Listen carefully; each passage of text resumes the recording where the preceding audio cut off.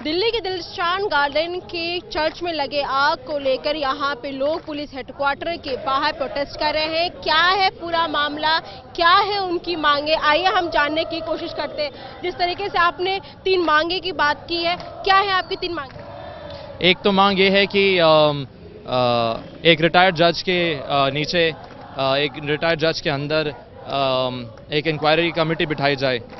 दूसरी मांग ये है कि जो एसएचओ ने गलत स्टेटमेंट किया था कि ये एक शॉर्ट सर्किट है, जबकि बहुत एविडेंट था, बहुत साफ था कि वहाँ पे केरोसिन से आग लगाई है और वहाँ पे क्लियरली स्मेल आ रही थी, केरोसिन के बैरल्स मिले थे। तो दूसरी मांग ये है कि उस एसएचओ को ये गलत स्टेटमेंट बनाने के लिए सस्पेंड किया जाए, कम से कम तब तक जब तक ये पूरा इशू सॉल्व नहीं होता है। और तीसरी सबसे बड़ी मांग ये है, आप जानते हैं कल 1 दिसंबर था, क्रिसमस 25 को आ रहा है, तो हमारे त्यौहार के महीने में ही 1 तारीख से ही हमारा 25 दिन का सेलिब्रेशन शुरू होता है। तो क्रिसमस से पहले ही गवर्नमेंट की तरफ से या पुलिस की तरफ से उस चर्च को वापस से रीबिल्ड करने के लिए, उसको वापस से रिस्टोर करने के लिए पैसा और उसका वो किया जाए क्रिसमस से पहले। आपको क्या लगता है कि ये जो मामला, जो भी आग लगाया गया है, जिस तरीके से आग लगी है वहाँ चर्च में, क्या ये साजिश है या क्या है इसके पीछे वजह? हम इसके पीछे साजिश हमें पता नहीं है इसके पीछे, क्योंकि इसके बारे में इंक्वायरी कर रहे हैं हम।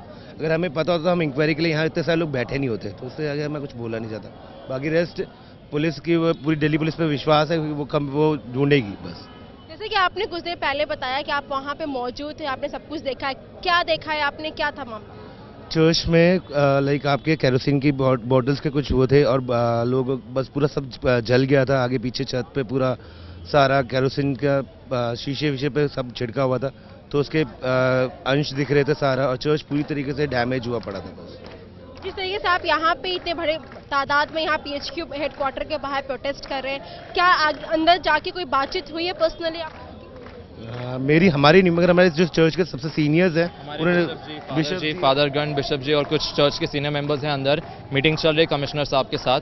तो अभी तक जो न्यूज़ है उसके हिसाब से मांगे पूरी हो गई हैं, लेकिन हम लोग चाह रहे हैं कि कमिश्नर खुद नीचे आके ये बात हमसे बोले। तो जिस तरीके से आपको क्या लगता है कि एसएचओ ने आके वो गलत रिपोर्ट क्यों बनाई होगी? अब ये तो हम कह नहीं सकते एसएचओ ने आगे गलत रिपोर्ट क्यों बोला है, मतलब उसका मकसद क्या है, लेकिन वही है, हमें ऐसा यही लगता है कि शायद हम माइनॉरिटीज़ हैं बात को दबाने के लिए, ताकि वो बात ख़त्म हो जाए वहीं पे उसके लिए। तो उसी वजह से फिर हमने आज प्रोटेस्ट किया कि माइनॉरिटीज़ हैं, लेकिन इस देश में हमको हक मिला है किसी भी रिलीजन को कि वो अपना विश्वास एक्सप्रेस करे, प्रार्थना करें। तो ऐसे कोई भी आके आप बिना, जब पता है वहाँ पे तेल की खुशबू आ रही है, मिट्टी तेल, बिना इंक्वायरी के आप ऐसे कोई स्टेटमेंट बना दें, तो ये गलत है ना। फिर क्रिसमस का मौसम है और ऐसे मौसम में इस तरीके के हालात पैदा हो गए हैं, आप इस पे क्या कहना चाहेंगे?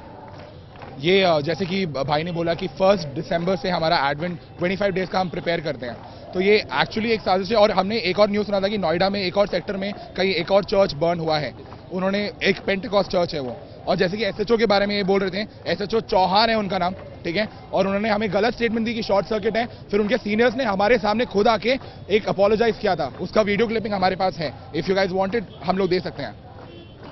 कि हमसे बातचीत करने की, तो इनका कहना था कि जिस तरीके से चर्च में आग लगाई गई है, बल्कि आग लगी नहीं है, जो कि स्टेटमेंट में एसएचओ ने कहा था। इस चीज को लेकर, अपनी मांगों को लेकर यहाँ पे पीएचक्यू के बाहर अपनी मांगों को लेकर खड़े हैं। और साथ ही जिस तरीके से पुलिस वालों ने जो बयान दिया है, गलत बयान दिया है, ये काफी शर्म वाली बात है। लेकिन अगर देखा जाए तो क्रिसमस का माहौल है, ऐसे माहौल में ऐसी चीजें होना काफी बड़ा सवाल सामने खड़ा करता है।